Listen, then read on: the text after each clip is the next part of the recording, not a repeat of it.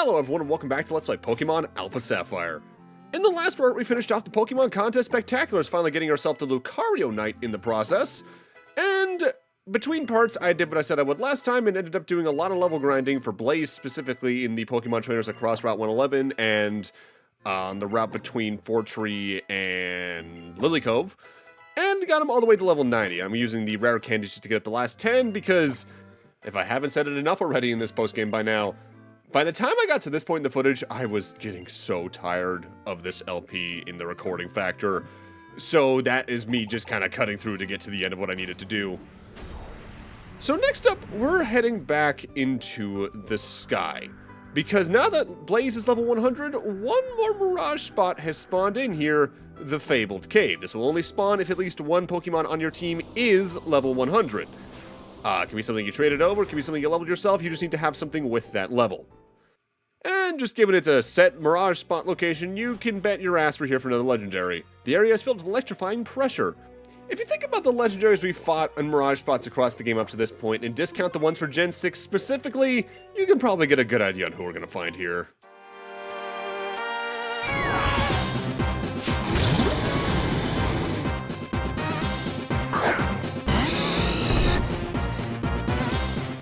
Another one of my favorite legendary battle themes. Here at the Fabled Cave, you'll either fight Zekrom here in Alpha Sapphire, or Reshiram over in Omega Ruby.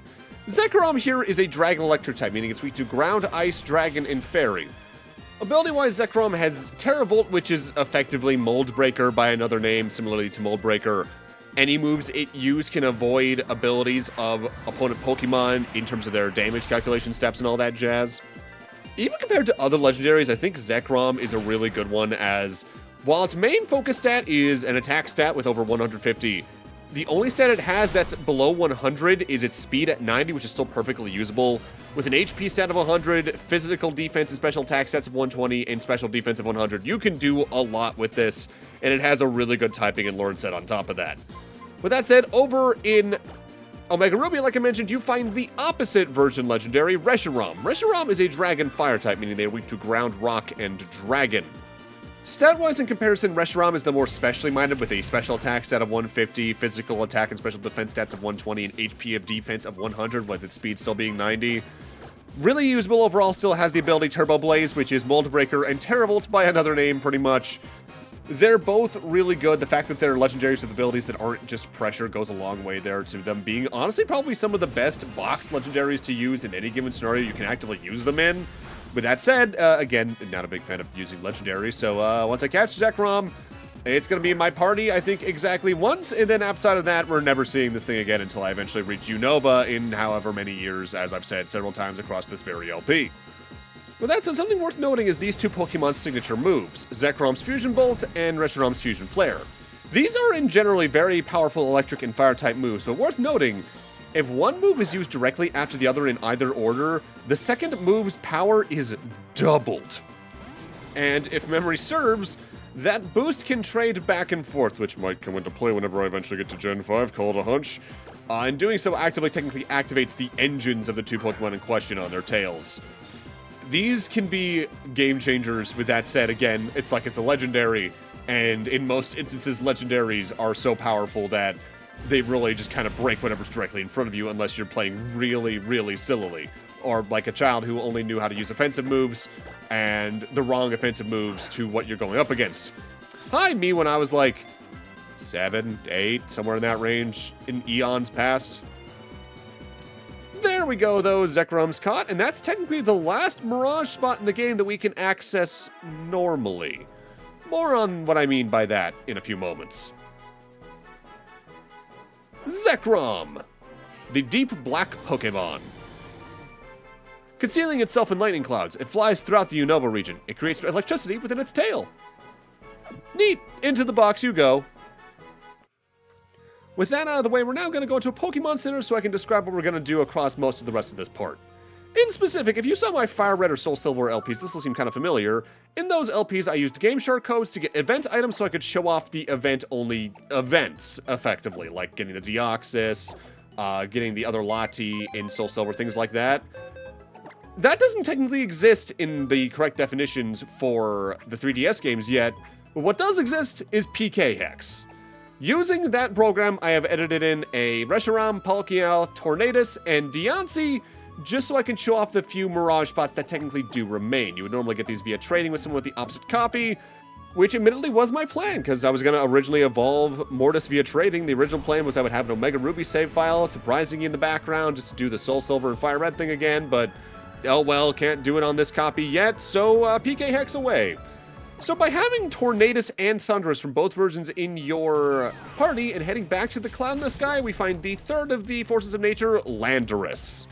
This is a ground flying type, so it's weak to water and ice, but immune to ground and electric type damages, ice being a 4x weakness, by the way. Legendaries in its standard incarnate form has a very high physical attack stat with high special attack and speed on top of that.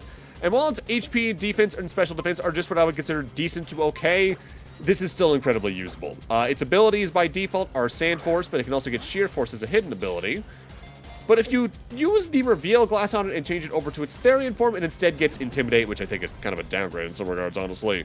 Otherwise, Therian form takes away points from its speed and special attack in order to put that all into its physical attack, giving it a physical attack stat of 145. Still a good special attacker at the end of the day and decently fast, but it does re-specialize enough where it is worth noting.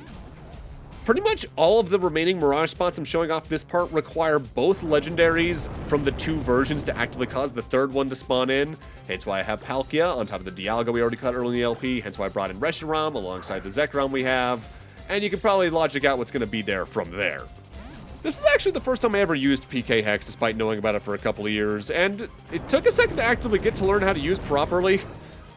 So in actively doing this, I did accidentally add one Pokemon to my box and then remove it, but that still counted enough for my Pokedex. So if I do a showcase of my Pokedex before the end game and you see something that's there that really shouldn't be, it's due to that. I did decide for myself, though, to just strictly only add what I needed to show off these Mirage Spots, though, because I was tempted to get myself some of the other things I maybe wouldn't be able to show off otherwise, like the Garchompite you need 1,000 secret base flags for and all that, but that felt like too much, so I decided against it. Though I did experiment around with trying to get other secret base stuff going on with like QR codes and all that, it just didn't really work out in the long run of the LP, so that's still going to be pretty much the main thing I just don't show off, outside of like Wallace at the Pokemon contests. Legendaries, the Abundance Pokemon. From the forces of lightning and wind, it creates energy to give nutrients to the soil and make the land abundant. With that out of the way, we're now going to go back to the PCs and deposit the Pokemon we just got, but also withdraw a Pokemon that's largely event-only that I only grabbed to actively showcase a brief interaction you can do with it. Namely, we're going to show off Diancie. Diancie is a Gen 6 Rock Fairy type legendary, meaning it is weak to ground, steel, water, and grass, but immune to dragon, steel being a 4x weakness notably.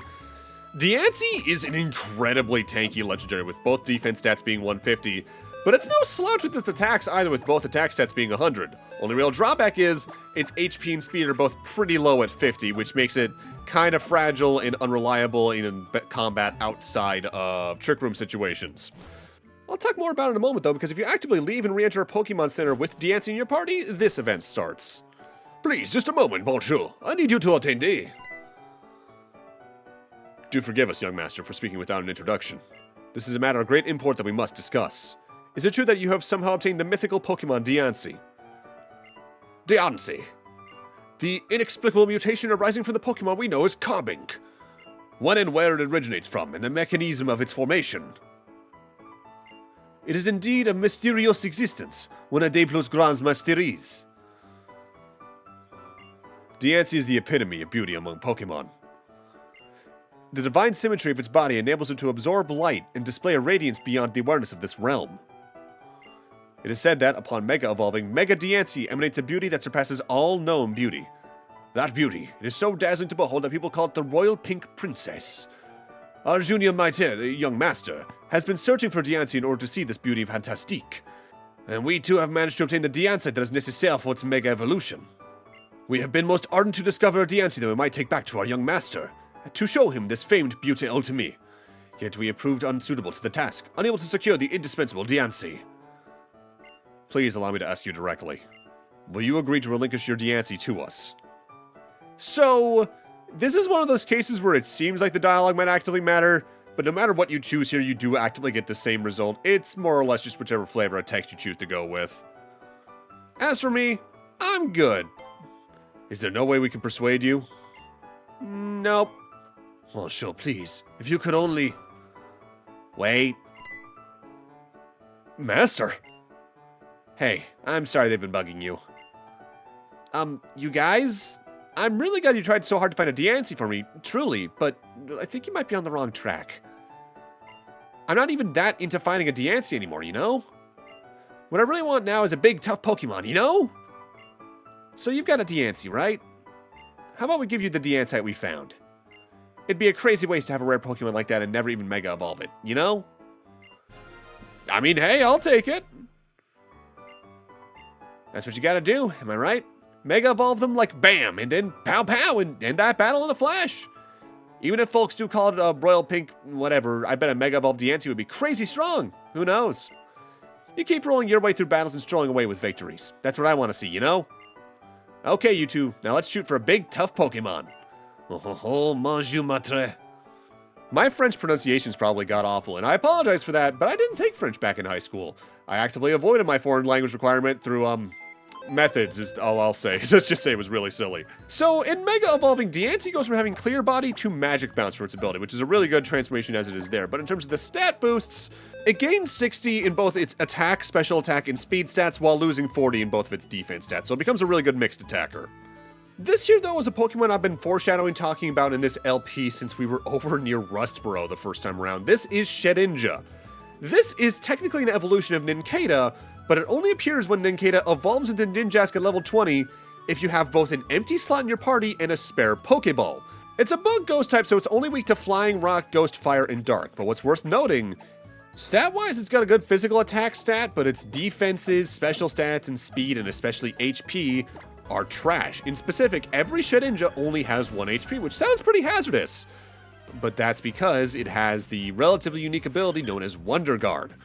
Wonder Guard nullifies all incoming damage to the Pokemon that aren't by types it's weak to. So Flying, Rock, Ghost, Fire, and Dark attacks are the only thing that can actively damage Shedinja. Hence its otherwise pretty trash stats. There's some neat things you can do with it, but it's nothing I like to use a lot. I just adore the gimmick of it.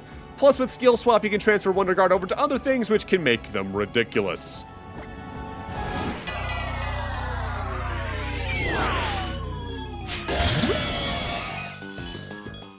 Ah, Poke Lucifer. How are you doing today?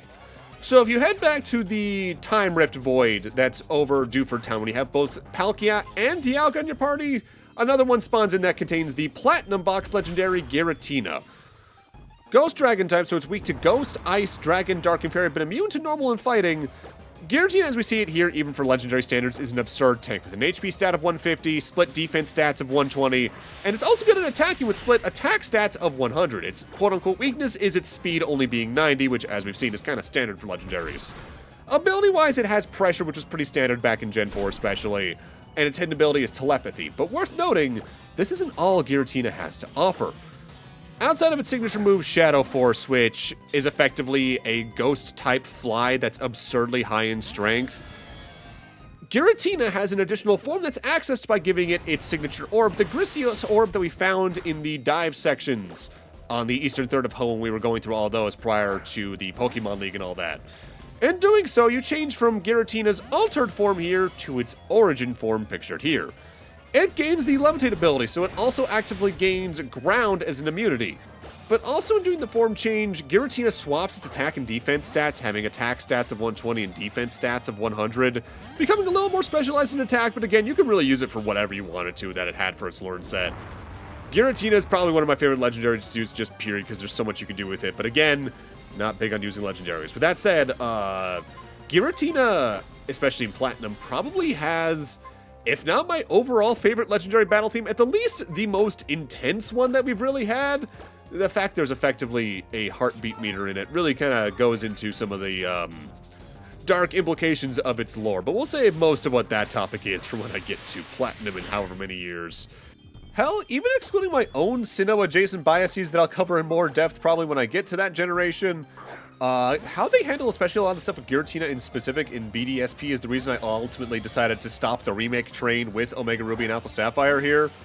as what he gets in Platinum is too cool to ignore. There we go. That's, let's see, we got the God of Time, the God of Space, and now we got the Devil. We're doing pretty good, although technically speaking, the Devil's kind of an overreaction to Giratina for reasons I'll go into again when we reach Gen 4, probably. Giratina, the renegade Pokemon. It was banished for its violence. It silently gazed upon the old world from the distortion world. But look at it, it's kind of a weird, cute little puppy at the same time. I love giving Giratina, like, the pastries you can get over in the Pokemon Omni, because it just, look at it chomp! So next up, I am retrieving both Zekrom and Reshiram for my parties, as it's time for the last set Mirage spot, period.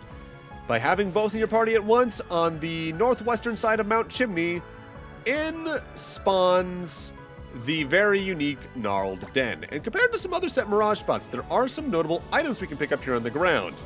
You're going to want to grab one of them in specific before you leave, just so you don't have to reset up the party to come back in here.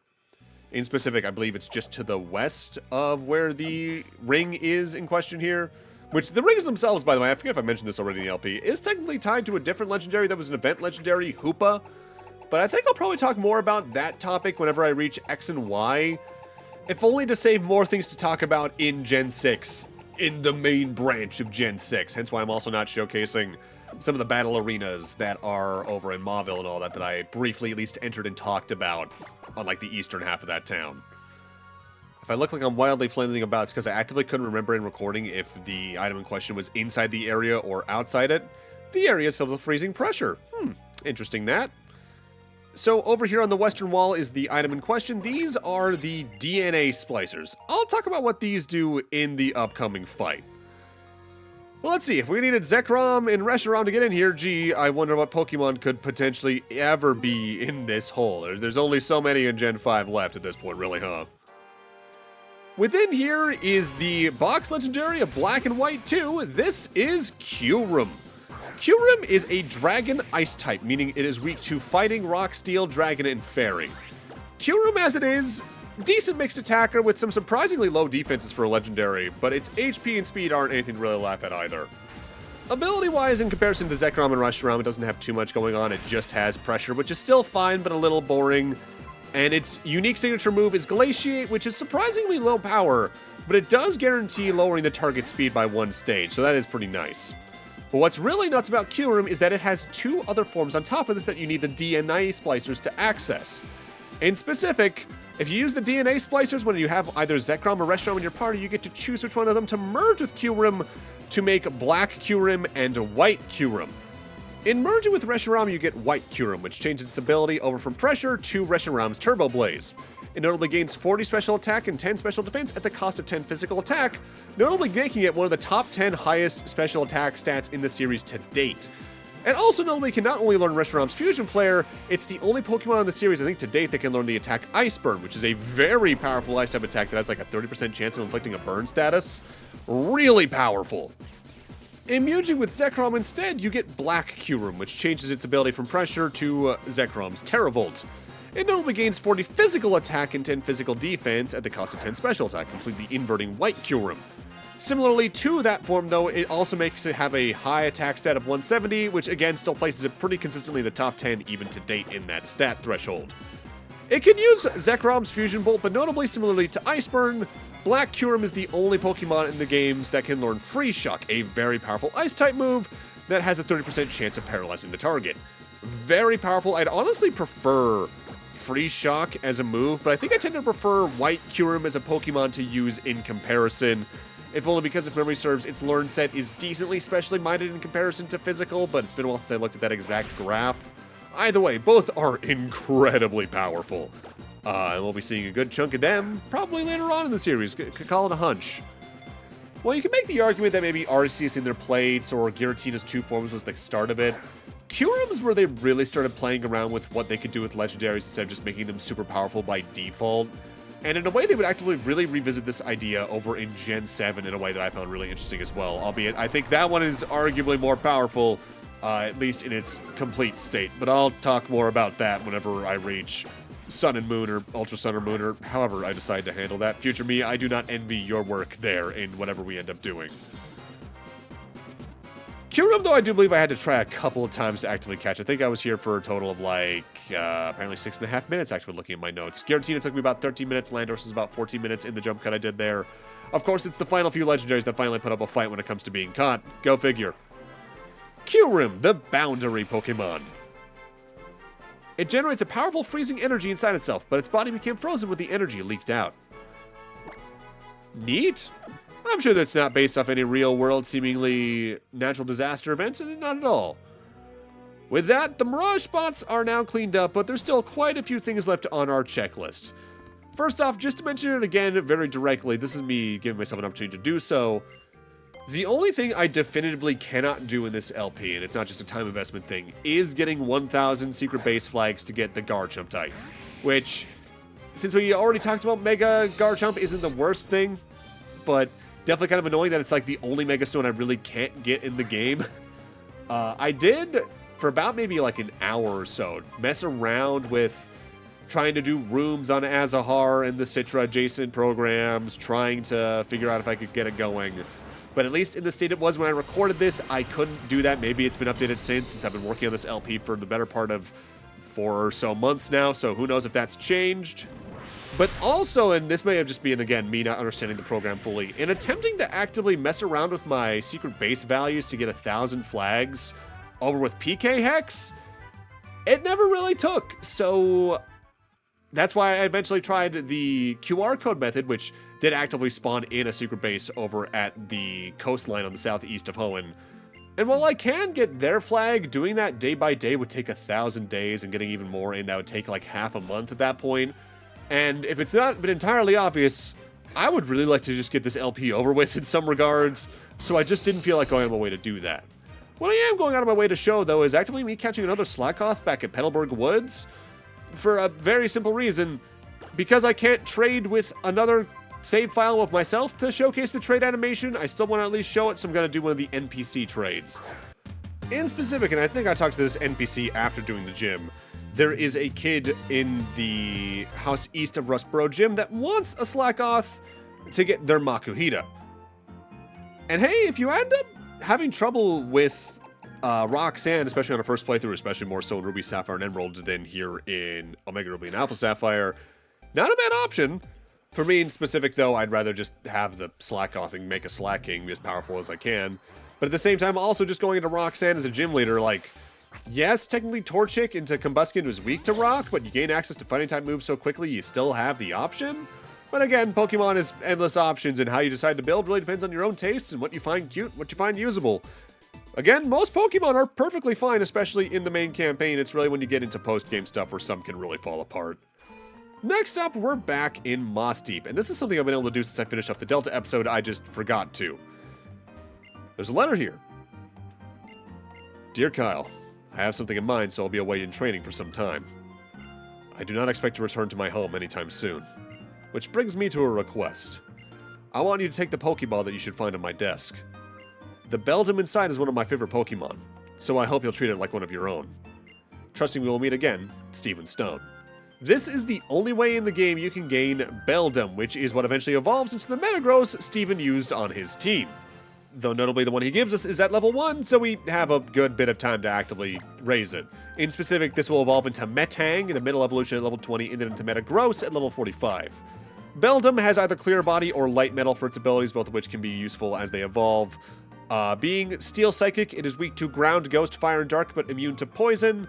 Beldum being a first stage Pokemon has pretty high defense stats, but the rest of its stats aren't too good, but as it evolves, it of course becomes Metagross, which, as we talked about before, really good physical tank with a really good physical attack stat. Next up, let's check in on the happy couple over here. We've been waiting for you, champion. You sure kept us waiting, champ. We spent a long time thinking things through after what happened last time. And in the end, we both decided that we should go back to our own teams. Team Aqua and Team Magma. We've decided to each go back to our own teams. And we were thinking maybe we could help mediate things between them. Even a couple of grunts like us have managed to find a way to understand one another.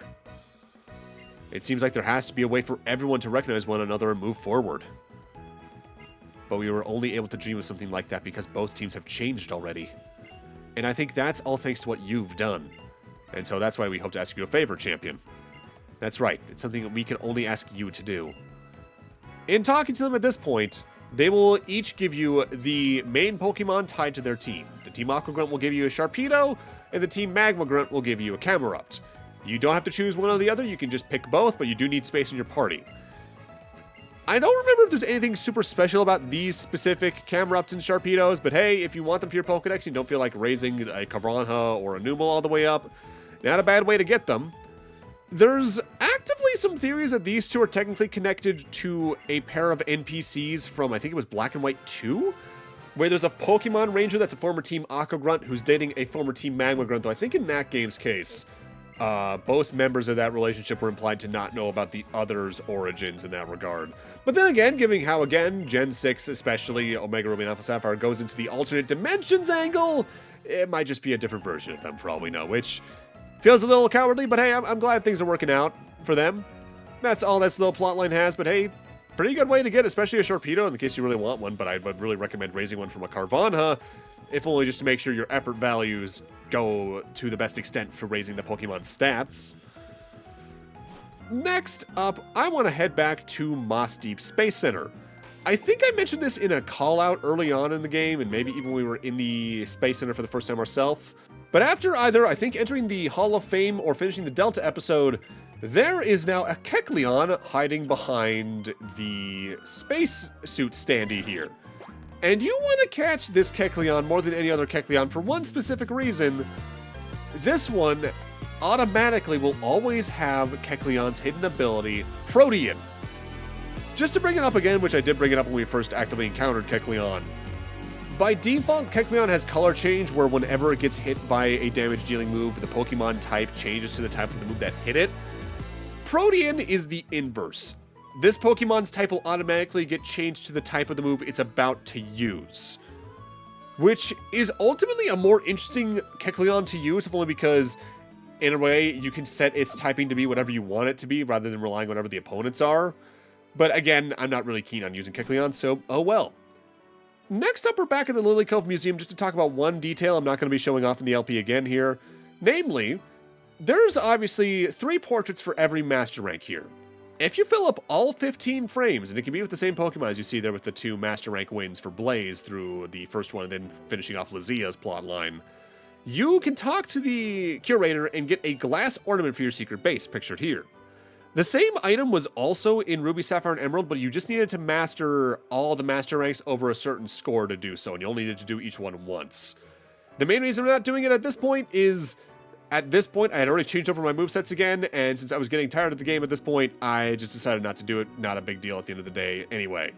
Next up, we're staying in Lily Cove really quick, just so we can go investigate the Cove Lily Hotel again. I entered this place during the main campaign, but I think even at the time I mentioned there's nothing you can do here until you've actively entered the Hall of Fame. And since we've done that now, we can talk to this NPC and find out who's staying here. In specific, a big group of guests reserved under Game Freak are now here. This is where the Game Freak staff room is for this specific game. Basically, every single Pokemon has one of them. The various NPCs here represent various teams and individuals from the game's development team, but in specific, if you talk to the game director here in the Pokemaniac outfit with a full Pokedex, they're the ones that will give you your Pokedex diploma. Like in every other game, it's more or less just bragging rights, but to read out what the diploma says, this document certifies that you've successfully completed your Pokedex. Congratulations on your achievement, Game Freak staff. I'd probably put up an image as well from Bubblepedia if I had to guess, knowing future me's habits. I always like when games have dev rooms in some cases like this, though I always like when they get even more specific with things like it, like the one in Final Fantasy IV, like the one in Chrono Trigger, like the one in Chrono Cross. Not for nothing, Sea of Stars also had a really good version of that, but for how Pokemon works, that's just a cute little recurring Easter egg. Next up, we're back in Fall Arbor Town because there's one scene here I can show off that I think shows off after you enter the Hall of Fame. We've seen what a lot of other gym leaders are up to, but there's one we specifically haven't seen yet that I haven't mentioned. It's time to find out where Roxanne is dealing with everything here. Oh, don't say that. Please, I'm begging you. No matter how many times you come and ask me, no means no. I keep telling you, fossils around here all belong to me. Besides, what's up with your attitude? Is that how you ask a favor? I know I'm asking the impossible, but please. Oh, I can specially give you a stone badge. Oh, what am I saying? No way. There's no way I would use a badge entrusted from the Pokemon League for such a purpose. But I really want the fossil. Why are you arguing with yourself? It's not a fossil. I don't want such a thing. Besides, you're a bit of a stone maniac yourself, aren't you? If you really want a fossil, you have to find your own territory. Dig and find fossils by yourself, like Devin's president's kid, rich or not.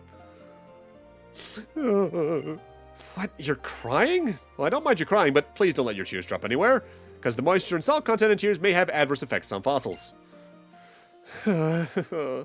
Sorry, I'm ashamed of myself. You're absolutely right.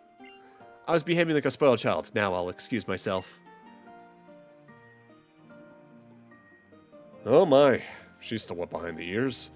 I hope she'll grow into a great stone maniac someday. Quick moments like this really do add a lot to actively feel like these characters are more people than just roadblocks in your way of progression in a way, but they are very quick moments all the same. But with that, I'm going to need to end this off here. Thank you guys for watching, and in part 43, we start taking care of our final things on the checklist before eventually heading towards the Pokemon League once again. See you guys then.